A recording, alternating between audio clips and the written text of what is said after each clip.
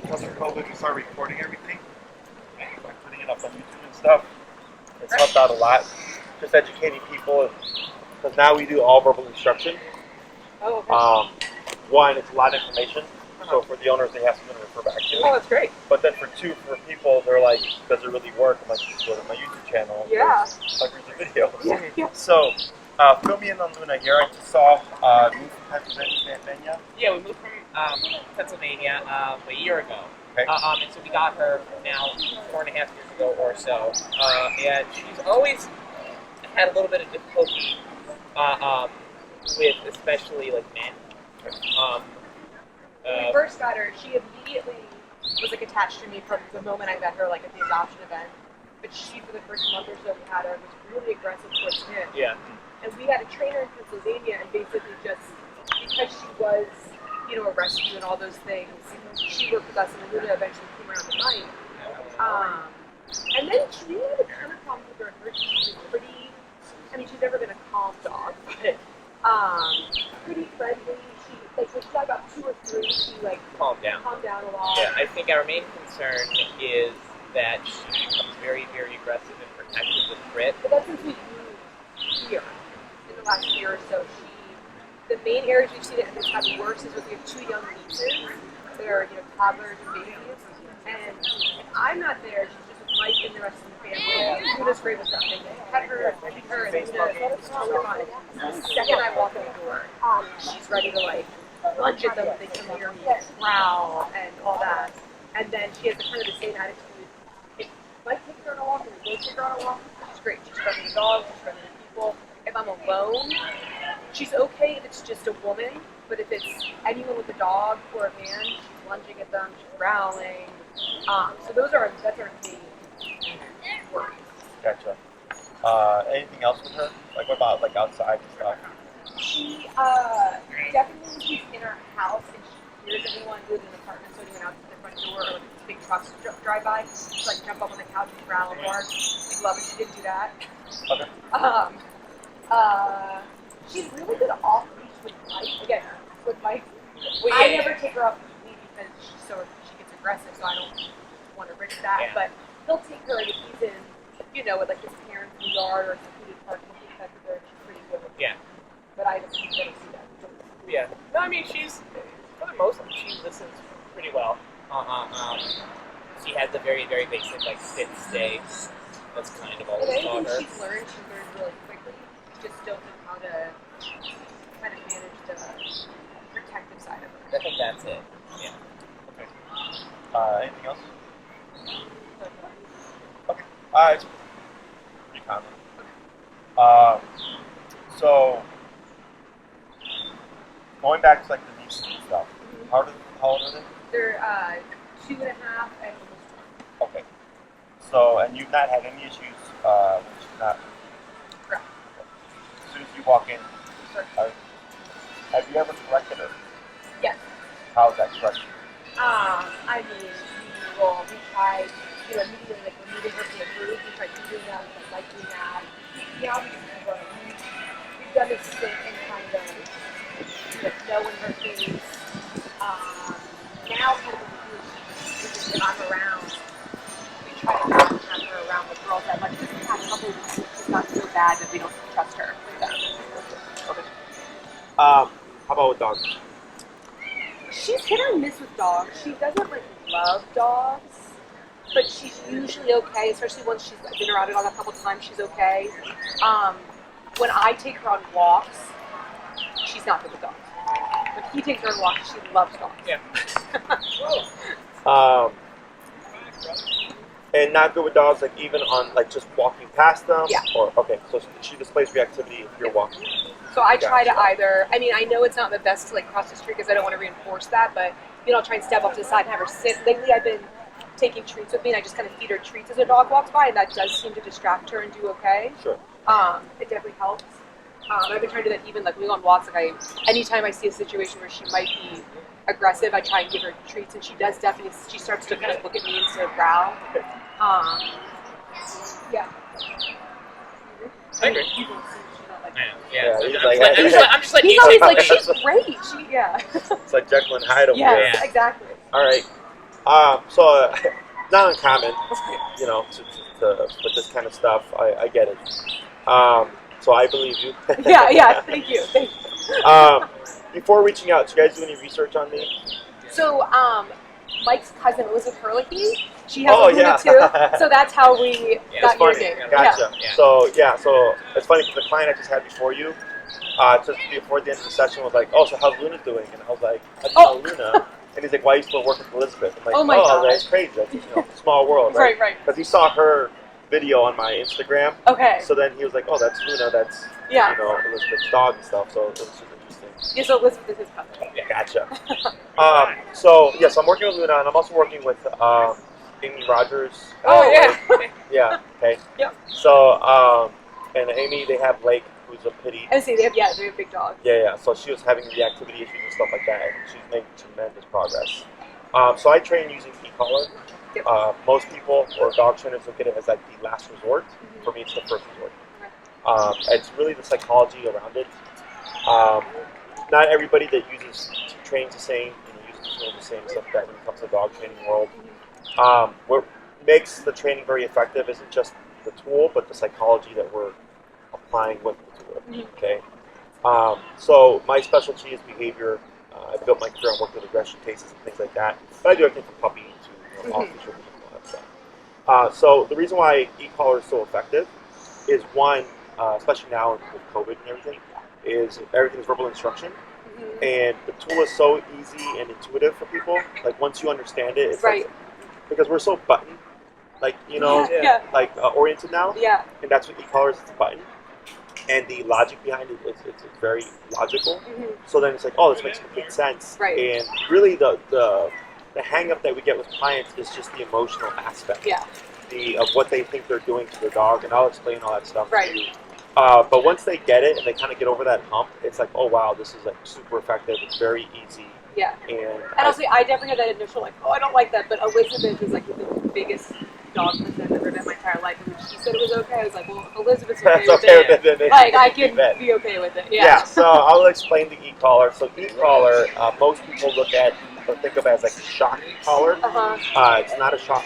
Okay. It's not electricity. It's not like a taser. It's not a sticking your finger in an outlet. Okay. It's electric, but not electricity. Is how I explain it. Okay. You ever been to a chiropractor or a physical therapist? Yes. Have you ever had TENS therapy? That's the things that put in your and then move your muscles. That's an e-collar. Oh, okay. Okay. Yeah. So people, they're like, once they see that, they're like, oh, they use it on people. I'm like, yes. Right. It's not like the electric chair. Okay. It's a muscle stimulator. Okay? Right. It's not like a cattle prod. It's not. Correct. Okay. It's a muscle stimulator, and it has 127 levels. Cheaper models have like 10 levels. So imagine 10 and 127 are the same, except I have 117 more breaks. Oh, okay. So much more gradual, much more control over it. Correct. So it's very fine-tuned. In my opinion, it's more refined than the TENS unit. With the TENS unit, there's still risk of electrical burn. If you have like a pacemaker, they have to be very mindful of the pacemaker. Also, there's risk of electrocution if there's water and stuff nearby. We don't have that with e-collar. Okay. So there's no risk of burn. So it can get wet. It can find the rain. It's waterproof. Yes, all that stuff. So, and I've worked with dogs that have heart murmurs, seizures, other medical conditions, and nothing's ever happened. Okay. Because it's just a muscle stimulator. So it's centralized to where it's making contact, so it's going to be on the neck. That's the only thing that you will see being affected by the collar. Everything else is perfectly fine. Okay. And I've worked with dogs as old as like 12 years old. Yeah. And I'm just like, why would you wait till they're 12? Right. But, I'm just here to train, right? Yeah. So it's perfectly safe. Typically, when we deal with these kinds of cases, people are thinking the dog's going to be aggressive and then you're going to just wail on them and like just make them roll around on the ground and stuff like that. That's also not how it works. Yeah. Okay. So when we get a case like this, I understand we have the behavioral stuff, okay? Right. So I'll try to explain this. So think of obedience and behavior as education and morality, okay? Sit, stay calm, math, English, science.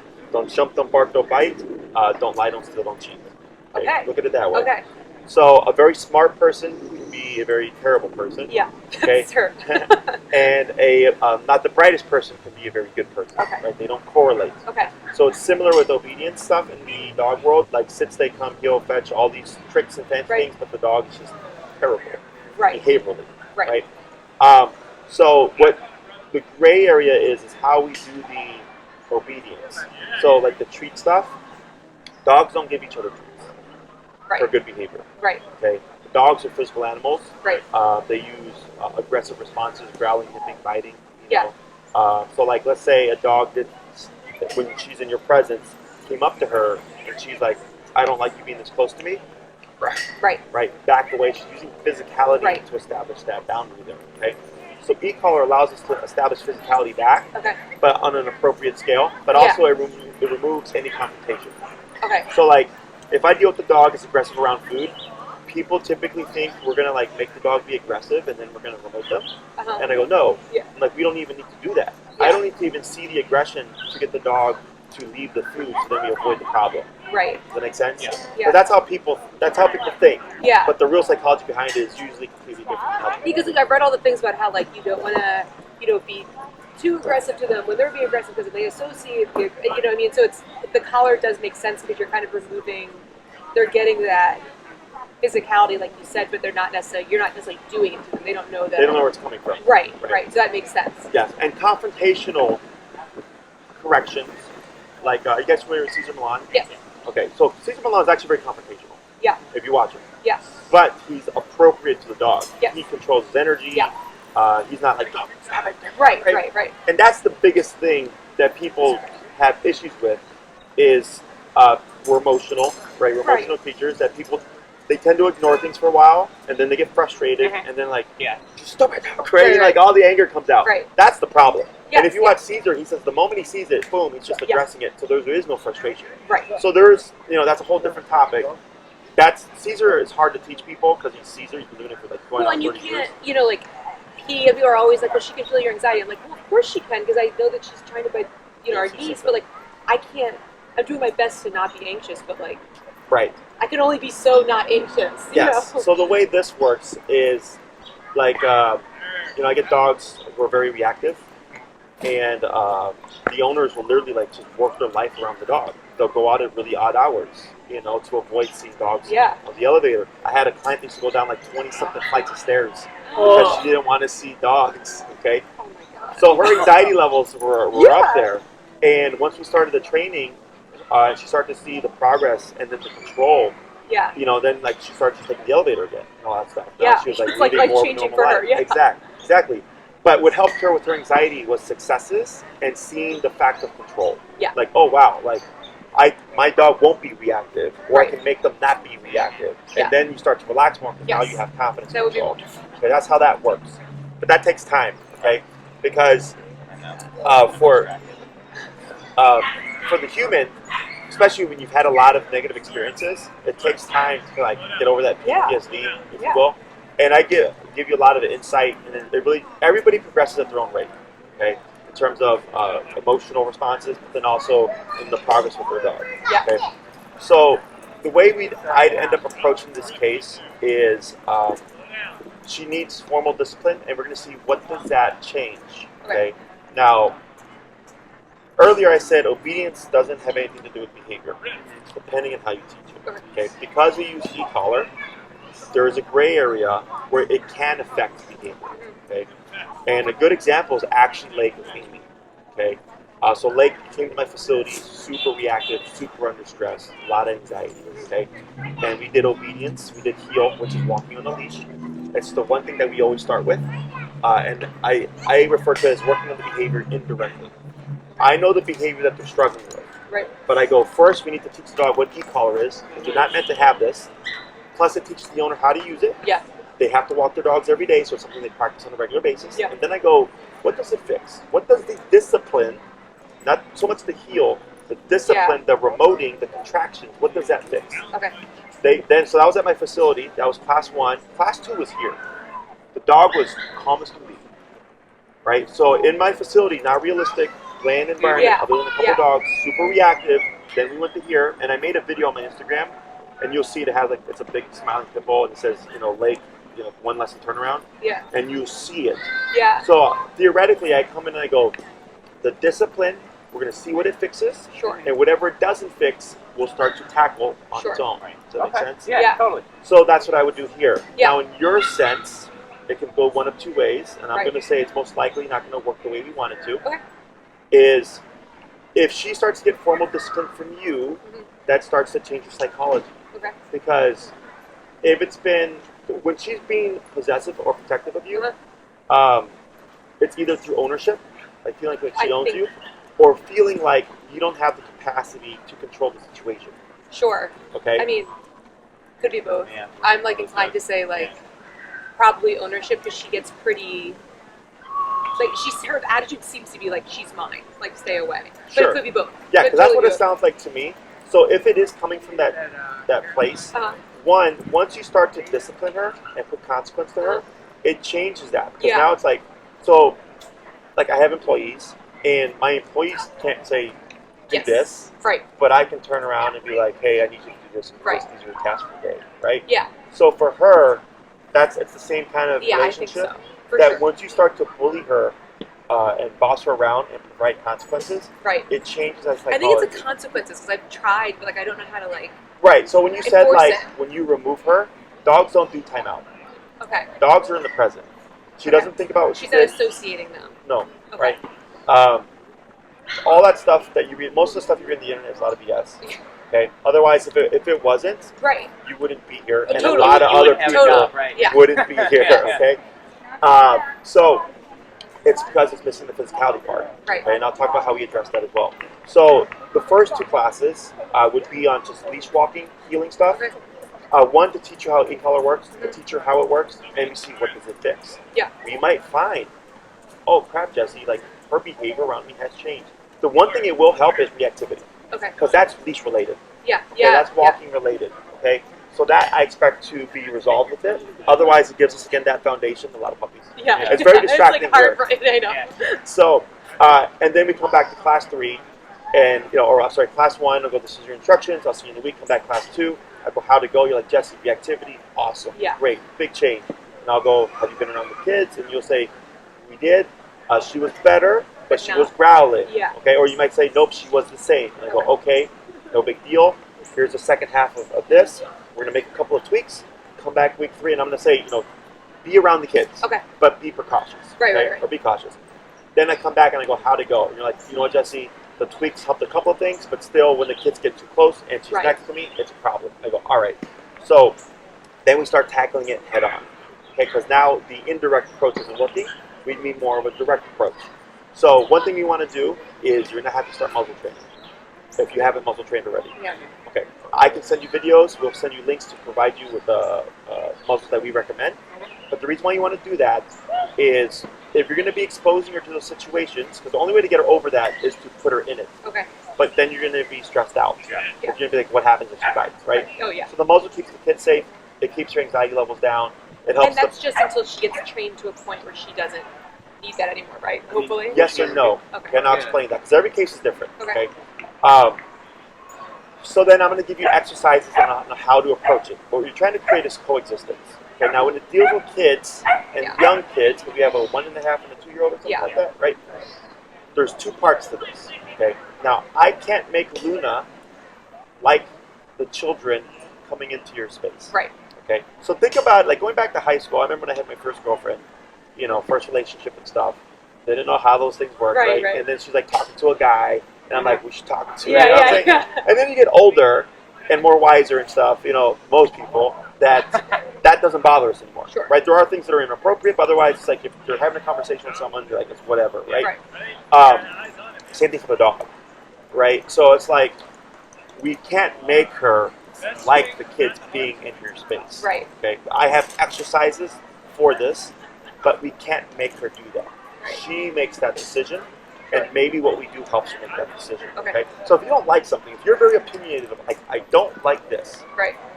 Nobody can make you like it, right? But you, right? Okay, so that's the tricky part. Sure. So we have exercises. We see how they work out. Okay. What we can do is get control of her so that she doesn't harass the kids. Yeah. The kids can be kids, but we still have to be mindful. Yeah. I establish boundaries with children. So one of the things I always teach kids, especially kids within the home, is in most homes, their dog is fine with their child. Okay. The child sleeps on them, pulls their ears, and climbs all over them, right? And I'll tell them, don't do that. I was like, because your child's going to treat their friend's dog or a neighbor's dog exactly. And they're not going to feel the same way. Exactly. Okay. And I've had plenty of kids be bit because of that thought process. Yeah. Okay. And I tell my parent clients, I go, teach your child to ask permission to pet your own dog. Okay. I'm like, it's the weirdest thing for you. Right. But your child will ask anybody for permission before touching them.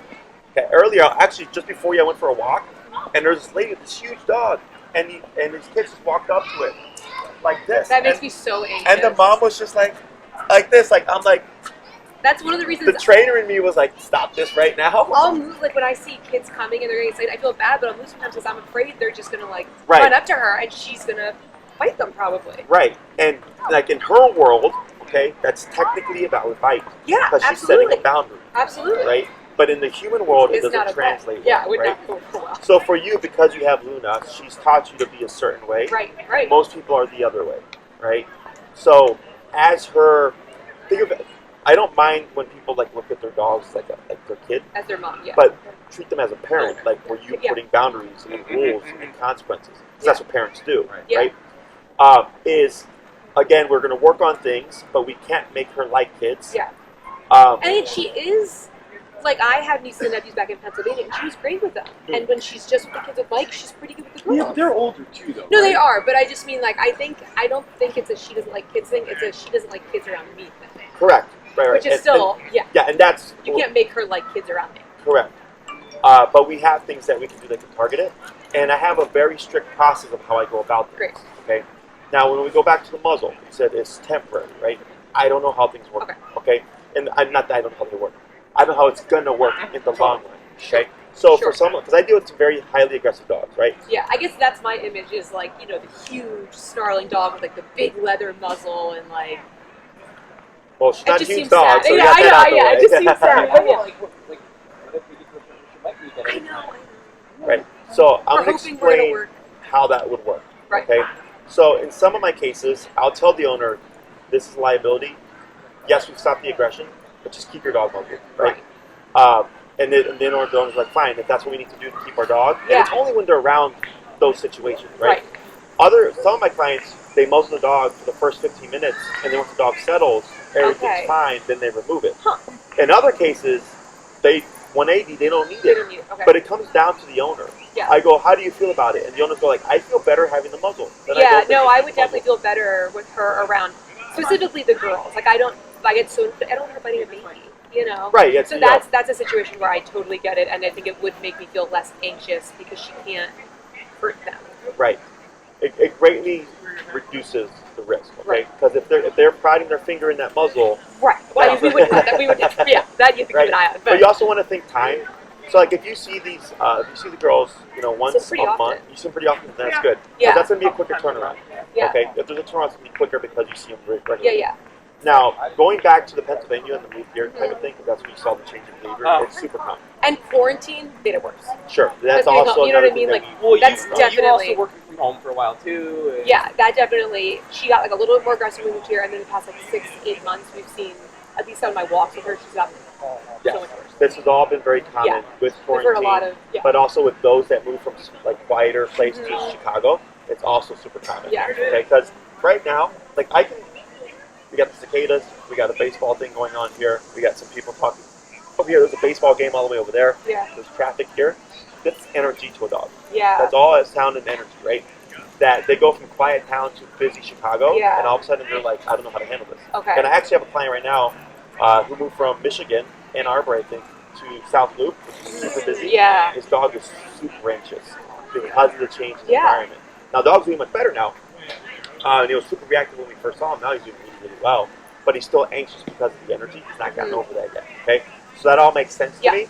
So, theoretically, I'm like, once we get some discipline and settle her down a bit, I'm hoping to see, because if she's great with him, then there shouldn't be, it's there. She's, when we're both here, she's pretty calm. Yeah, it's there. It's she's able to do so. Yeah. It's just that scenario, that context of when she's with you. Exactly. Okay? So, 2 classes on the heel, see what it fixes. We start the muzzle training, and then you want to start that today. Okay, as soon as you get all that stuff. And then, because when you put her in a stressful situation, you got to think muzzle is a stressor. Yes. Okay, e-collar is a stressor. Kids are a stressor. Already being in Chicago is a stressor, right? That they want to fight the muzzle a lot. Okay. Now we have what we call force conditioning, where I'll make the dog wear it using the collar, But I always tell my clients, please muscle condition, use food, make positive association, it'll make your life easier. So have her wear it like at home.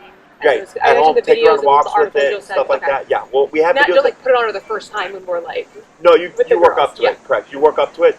I would advise if there's gonna. So at this point, you want to avoid contacts where she may potentially be aggressive, so that we don't keep reinforcing that. Okay. So if she's great with Mike, that we're fine. Okay. Otherwise, if it's just you and the girls and stuff, I would say avoid it for now. Okay, that's fine. And then don't worry about the muzzle with them, but just your conditioning, you're doing the training stuff. We have videos that we'll send you because it's easy to do. Okay, it'd be a waste of a class for me to show you. Perfect. Okay. It's stupid easy. I send you videos, but you want to start that process today. And then because you could do it for 2 months, and then when it comes to the day of needing to wear it, she still hates it. Okay, but at least you've done 2 months of work. And at least she's not doing the direct comparison of like muzzle to things she hates. Right. Okay. So, because that's the biggest thing that people do is like they go take the dog to the vet, they slap it on right when they're at the vet, and all of a sudden the dog's like, you know. So I start to incorporate it as you get her comfortable with it on walks every now and then, just randomly in the house for 30 minutes, just getting her like this is like a collar, this is like a leash, this is another thing that you put on, right? Try to just remove the connotation of what it is to her, and then this way when we get to that situation, ideally we don't see anything, but if we do, not a big deal. You've done at least work prior. That's a faster. And when you are like conditioning her and putting on her in the house, would you suggest that we just like put it on and like go about our day, or is that you should give her like extra attention when she's in it to try and make her more comfortable with it? Put it on and go do the laundry, whatever, do whatever you do. It's just like it's just like putting on a collar. Okay. So I'm very like indifferent about it. Otherwise, the more energy you put around it, the more energy you associate. Okay. So that's a simple thing. Would she need any kind of recall, like come when called? I mean, I think she's pretty good because she is so like attached to me. She won't wander that far, and like, sure, yeah. If we have time to make her better off leash, we'd love that. But like, our main top concern is like, she doesn't really have much of an issue. If the only times that she'll really get away is if she's a squirrel and she's off leash, like. Okay. That's she's never really off leash for people. When she's off leash for me, it's like more in the park playing fetch, and she's so like zoned in on the ball that there could be a million different things going on. It doesn't matter. Like she will. The only other time when she, and I think it just goes along with like all of the other aggression, which we should have mentioned it before, but she is getting increasingly aggressive with like if there's like a plumber in the house. Oh, like, I read that. She like went after a workman at his parents' house, but again, it was like lots of people. The girls have been around all weekend, so it didn't. It was like not. Yeah, I think I need to. We should have been watching her more closely. We should have been. Yeah. Sure. Yeah. So, could you walk me through that scenario? So we had been at his parents' lake house all weekend, and there had been a lot of people around. The girls around, and we were like getting ready to leave for the weekend, and they were having some work done on the house, and. The guy came in the front door around the corner, and at this point, like I had like just like. We had just put like her seatbelt on her, but hadn't, she wasn't on the leash, and she just took off and went after him, and she grabbed his shorts and kind of like scratched his leg, and he smacked her away, and she was, very shocked by that, and immediately was like, oh, okay, like, but, Yeah. Gotcha. Not good. Yeah. So that sounds a territorial response. Yeah. It's actually normal. Yeah. In their work. Okay. That's some of these things where like we don't doing them, but. Right, so we can stop them. Yeah. But I don't use it as a character, like I don't like... Character assessment. You know what I mean? Yes, yeah. So like when dogs, like I'll have like someone say like, oh my dog attacked the dog at another daycare, right? And after being there for 2 years, they got kicked out. I don't hold it against the dog because one, most daycares don't know what they're doing. Yeah. 2, it was 2 years, right? And then there was an incident. So chances are there was something going on. Right. So with humans, so we get scared, they get scared. We get nervous, they get nervous. We get anxious, they get anxious. We get aggressive, they can become aggressive. Yeah. The difference is we punch and kick. Some people bite, but we punch and kick. Dogs bite. Yeah. Right. So if all the prerequisites are met, right, and I'm thinking a lot of stimulation, a lot of people, random person walks in, she's like, I don't recognize you. I got to protect my family. Yeah. Boom. Right. Yeah. I go, makes sense. But in the human world, it doesn't transfer we don't want it. Like, because you would turn around and go, oh, there's a plumber. Right. Right, by assessing by the clothes. Right. She doesn't do that. She doesn't go like, oh, plumber, construction worker. Yeah. You know what I mean? Electrician. So, I don't hold that against her. That is something that we can address. Okay. Okay. Because obviously there's liability and all that other stuff. Yeah. So, the way I would kind of work this case through is, like I said, two classes on the leash walking. Third class, we can work on the socialization stuff. We would need kids. Okay. Okay, so do you have volunteer kids? I'd probably. Volunteer? I think Brenna would bring them to the park, and they Maybe $5 or something? Yeah, I mean, our nieces, they're young. Like I said, they're 1 and 2.5. But I think Brenna would come to the park with us, and yeah. We don't know a ton of kids here, but So the workaround would be, it's a very simple, it's a very strict exercise. We're going to do two things. We're going to do one to help her associate positive to children when she's with you, but also consequence when we get when we get bad response. Okay, but then there's also as we're doing this, because it's not going to be kids in her space all the time, because then it's going to make me go, I don't like kids because it's too much. Yeah. Then we're going to want control as well, like stationary control, which is, if I know the kids are going to be here, and I just tell her, go over here and don't move for the next 2 hours, and I tell the kids, give her space. That's what we try and tell them. We're like, Luna needs space. Luna needs her space. Correct. You have both aspects. Okay? Yeah. You might have a threshold of like, oh, she's cool as long as they're 6 feet away. Exactly, right? So now you're working both ends of it. Okay. It's like, I'll play ball. And we see how that progresses, okay? That's all through time. Okay. The territorial response in the home is fairly simple. The reactivity should tie in with the leash walking stuff. Okay. And then after that, we're just kind of play it by ear. Okay. If everything's going great, and you're like, hey, Jesse, she's actually like withholding a lot and like she's not being so doing territorial and stuff. I go, good. We keep exposing her to that environment. Okay. Now, when we go to the whole like sans muzzle type of stuff, right? You also have to factor in how the kids approaching her, right? Let's say she's little, so it's hard. It's really hard. So like, let's say she's doing really well, and then months go by, and you're like, all right, we think we're past the point of the muzzle. And then coincidentally, one of the kids runs up to her and screams and grabs her, and she bites. That's a totally different And I think context. it's also hard because since Luna's great when he's there, so he'll be there with her all day, and they can walk up to her and pet her and feed her, I think the kids are very, very good about like. But they're like used to her being nice, and then I'm there, and then it's like, oh, you can't go by Luna now. So I think it's confusing for them. Oh yeah, for sure. My car's here. So that's something to keep in mind. Yeah. Okay, we're trying to we get can't control everything. Right. We know that. Yeah. And I don't want to make you paranoid, but I'm making you aware so that, if you see the context about to happen, you're either stepping in or you're looking at Luna, you have your remote, like you're doing something. Yeah, you're aware. Yeah, absolutely. Typically what happens with cases like this is people get complacent and they see a lot of progress, and then they go, I don't have to do anything anymore. Yeah. And then the day they go, I don't have to do anything anymore, something happens. Yeah. Okay. So this doesn't change. So it's like if you're a parent 24/7, 365 so the day you pass. Yeah. Right? Same thing with Luna here.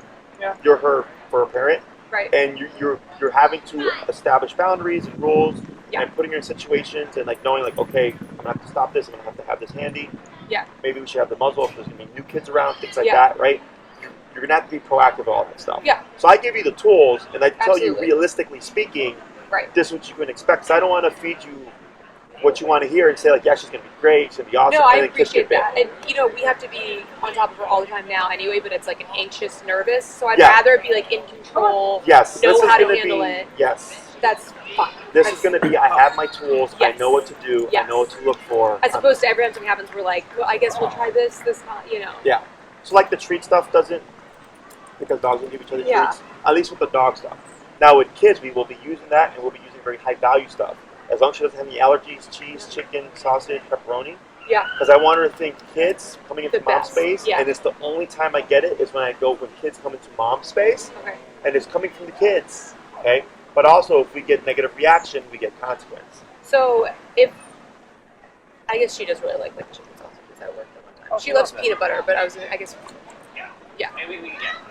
There's things that we can do to, maximize the value of food with the kids.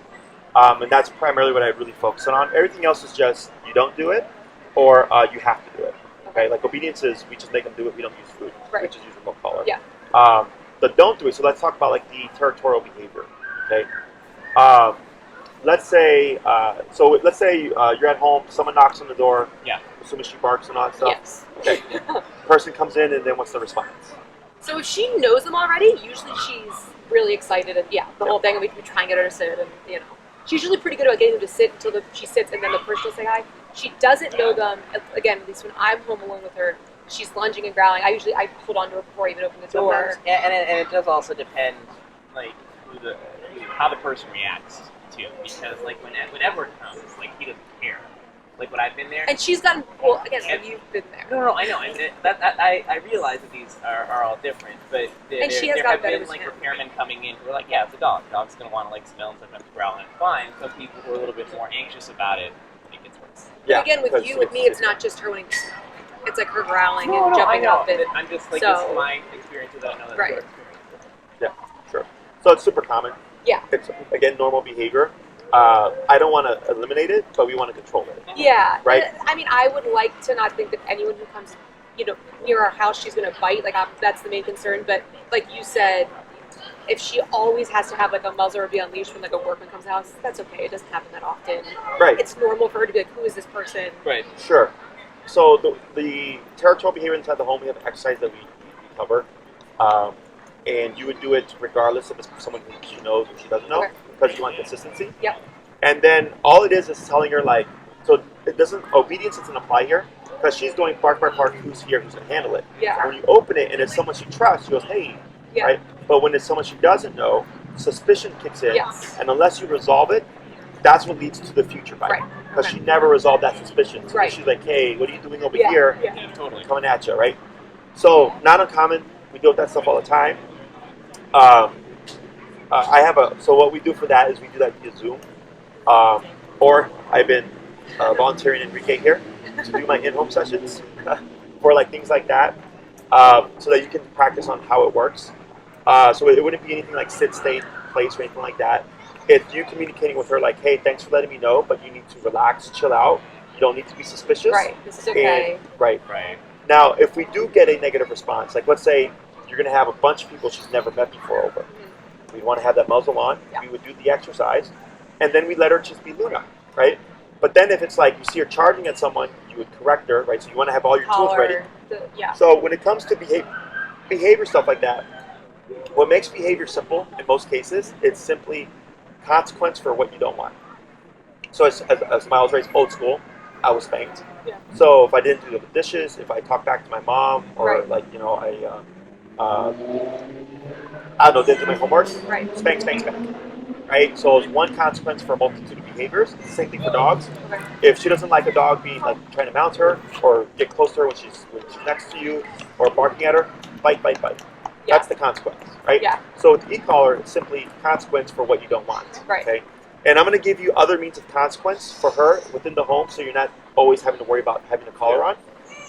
Because inside the home, you're more than likely going to not need it, other than like there's a change. Right. Plumbers coming over, a bunch of people coming over she doesn't know, type of thing. The barking out the window stuff is an easy thing. You don't need the e-collar for that. I'll show you another way to correcting that. And you don't have to eliminate it if you don't want it or don't want to, but it's like, quiet and then consequence. So you have some kind of verbal control. Okay. So if my mom said, hey, like, don't do that, I was like, don't do that. And then I was like, whatever. And then she spanked me, and I was like, okay, cool. Like, don't do that. Has meaning now. You know what I mean? Dogs are the same way. Yeah. Okay? So once you start to look at it that way, it makes a lot more sense. It's super easy. Yeah. Okay? Question so far? In terms of length of time and program, you're like in that 6-class range. Okay, great. A couple classes on the leash walking. The biggest variable is the socialization and the behavior stuff. Yeah. Okay, so we do 2 classes on leash walking. That'll address the reactivity. That's the foundation. Then we start the socialization. We'll do the socialization class. We'll have the muzzle ready. If we have kids, great. If you don't have kids, I will show you. We'll demonstrate how it works. Okay. It's super simple, and then you simply start to apply it. Okay. The door thing is another one. It's another class in itself. If everything's going great with that, we can either cover recall. I know she'd say like she's got a good one, but if it's like there's a squirrel involved, yeah, we could always, that's like the most important command. Then I go, okay, we do that. So the way I operate is, what do you want? What do you need? Okay, this is why I evaluate the length of time. I don't teach stuff that you're not going to use. That's great, yeah. The other potential thing would be a stationary control. So like, let's say we're working with Luna, she's just not having it with the kids and you and stuff like that. You're doing the exercises, then I go, okay, we need stationary control. We have like, this is a placemat here. You send her somewhere, she's not going to move for 3 hours. Okay, like you have control over her, so you can relax. Like, I'm not worried about Luna going after the kids. Yeah, that would be real. And that would be nice. Boundaries, okay? E-collar allows us to get that level of control. Okay, So it can work a number of different ways. What makes it easier is because she is smaller. Yeah, oh yeah. That's what we're always so grateful. Like the few times she's kind of gone after people, we're like, at least we could just pick her up. If we had a big dog, I mean, she would be, we don't even know where we would be at this point. Exactly. So that makes things easier. Yeah. So that's how I figure it's going to play out. In terms of the size of collar she would need, the one she needs runs for 35-pound dogs and under. Okay. It runs, I believe, $237 with tax. Okay. It's a little bit cheaper on Amazon. Fully waterproof, half-mile range, so plenty of range for the standard family pet. It's meant for hunting dogs. Oh, yeah. 127 levels, so you can really fine-tune it to her personality type. And they last for years. I've had mine for like 8 years. Great. No issues, so it's an investment, but it's a worthwhile investment. Yeah, I mean, anything to not be afraid that she's going to bite someone is like where we're at. Yeah, the next thing, the most common question I get is, when does the e-collar go away? Okay. In my opinion, when you need it, it doesn't. Okay.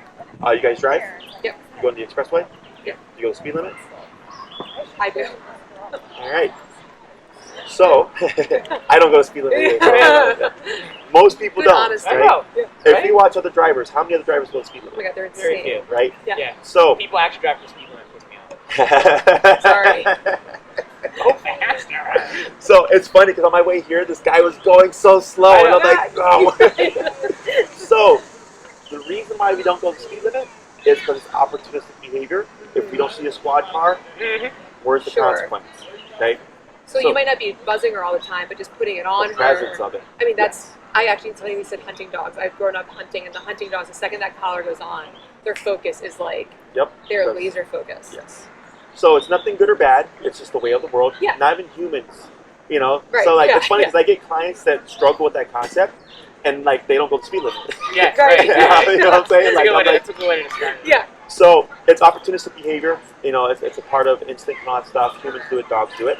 So it's just when you know you would need it, you have it on. Right. Guests coming over, have it on. When you're around kids, then have it on. Going for a walk, then have it on. Right. Now for you, you may have it on the walk because of the reactivity, but he may not. And that's okay. Right? Yeah. Okay. Now for me, I always encourage, reinforcing obedience. Like the heel is just a part of life because you practice it on a regular basis. It keeps discipline in the brain. So I always tell people, always utilize it. Plus, you never know if something's going to happen. Yeah. Like, I was walking my dogs in Logan Square, and someone set off a random firework, and my dogs hate fireworks. Yeah. Oh yeah. So then I was like 2 miles away, and I was like walking my dogs and like having to manage them because I didn't have my e-collar, because someone set You're fireworks. kicking yourself. So yeah, I was pretty pissed off about it. So, but I knew if I had that e-collar, my dogs would still be a little spooky, but I wouldn't have to be so much. They'd be a little afraid that they wouldn't be as. Exactly. They would be much more tamed down. The walk would have been enjoyable even on the way down, right? So I also just kind of things like that, things you kind of count for. But other than that, if she's a great dog, then she's not needing to with it. Okay? And in some cases, like the owner will have it on, like when people come over, first 15 minutes, like the muzzle, and then they remove it once everything's settled. Yeah. There's a lot of ways it can work out. Right. It just comes down to the owner. Yeah. It comes down to the dog's progress. Yeah. Things like that. So for me, there's no right or wrong. I look at my job as to keep the dog in the home, and it's usually a blend of answers. The biggest struggle we get is when the owner doesn't want to accept the answer. Yeah, sure. Like they don't want to accept oh, my dog might need an e-collar when it's around people. I'm like, but your dog bites people. Right. Like, it's These very are choices, interesting, just the logic, I'm just like, your dog bites people. There's legal liability there. Yes. Right? Yes. And your dog may lose its life. Yes. What's wrong with that? And it's funny because they'll drug their dog up all day, right? All these pills of trazodone, fluoxetine, Prozac and stuff that don't even work, but they have a problem with e-collar. Yeah. So I go, it is what it is. Yeah. I can't help everybody. Sure. But being realistic, that's how it may work out. Okay. No, I think I'm fine with that. Right? I mean, sure. It's like you said, it's kind of like up to her and us. And I think she'll be fairly quick to react because she doesn't like negative consequences. Yeah, nobody does. So I think I am inclined to think that she'll learn pretty quickly, but yeah, unless she's sadistic or something. Yeah. So what we would do here is we would get in contact with you. We do train here because it's very distracting and stuff. Yeah. So in terms of obedience, this is a great environment. Yeah. When it comes to this stuff, if we can have someone bring people on to help. Does Otherwise, it matter the age of the kid? Nope. Okay. Nope. Especially like if you have like a window of like ages where she just needs to be next to you and we get an issue, right? Yeah. Now, let's say she does great here. we are outside in a different environment. It may be different when you're in your own home. Yeah. So keep that in mind. And I'll tell you these things so that, because people, they'll see, like, oh, this is great. And I'm like, but it might be different. Yeah, because they're here. much more, they can be more territorial. Exactly. Right? And there's going to be a lot of pieces that kind of work in conjunction. But once you start doing it, it makes a lot of sense. Okay. So she'll send you the information for the e-collar. Okay. With the link. She'll send you a contract and all that stuff, and it'll reiterate the pricing. And she'll handle the scheduling. I don't know what my schedule And is she'll like. also send the muzzle Yes, information? I'll have her to send you that the resource link. So it's a page on my website, and it has a bunch of information. Okay. Now, when you do size her for the muzzle, she's probably a size 1, just looking at her. Yeah. I've been having a lot of clients measuring their dogs, and it keeps telling them the size up.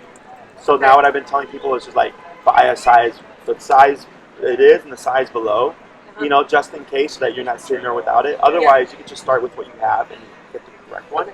But it's a basket style muzzle. It's meant for extended wear, so she can pant, drink water, eat food, and all that stuff, and not be bothered by it. The mesh muzzles are meant for temporary wear, for like at the groomer and stuff. They're not meant for like long periods of time. But we'll get all that information to you. Okay. Any other questions? Cool. So if anything pops up, you let us know. Great. Otherwise, I'll get in contact with Rio. She can contact with you. I do have one question. Should we both always be at all the trainings? The first 2 are definitely the most important. The first one's the most important. Okay. Because that's where we go over a lot of the e-collar stuff. Okay. But now that we're recording everything, it's like you can just watch I guess the we were video. more curious just because since she's so much better when he's here. Oh, I see what you're saying. Like. Sure. If you want to have it where it's like you just show up for that lesson with the child, I have no problem with it. Okay. That's a good idea. I want to come at least for the next one just to get used to No, I would like her. I just don't know how important it is for, I don't know if she'll ever really misbehave all that much when he's here. Sure. Or how important that is for you to see how much she misbehaves. Sure. I've seen this stuff lots of times. I don't need to see it because I already know what I'm going to tell you. You know exactly to do. what she's like. Yeah. And then it's just a matter of how does this apply when you see that situation. And in the contract, because it used to be mandatory with couples, and now it's just like it was impossible to make everybody. And so I got first super 1 or busy. 2 we'll definitely make sure, but it'll also be easier to schedule if it's just me because we have weird schedules. Yeah, that's perfectly fine. And with recording stuff now, now the couples just go and they go onto YouTube and they're just like, okay, cool, and they can watch the full session. Right. So, okay. Yeah, Awesome. great. Anything else? No. All right. Well, if you have any questions, please feel free to reach out. Otherwise, Maria, she'll most likely get in contact with you tomorrow. That's fine. I think today's her day off. That's Okay, totally sure. Cool. Yeah. Awesome. Thank you Thanks, so guys. much. Take Nice to care. meet you.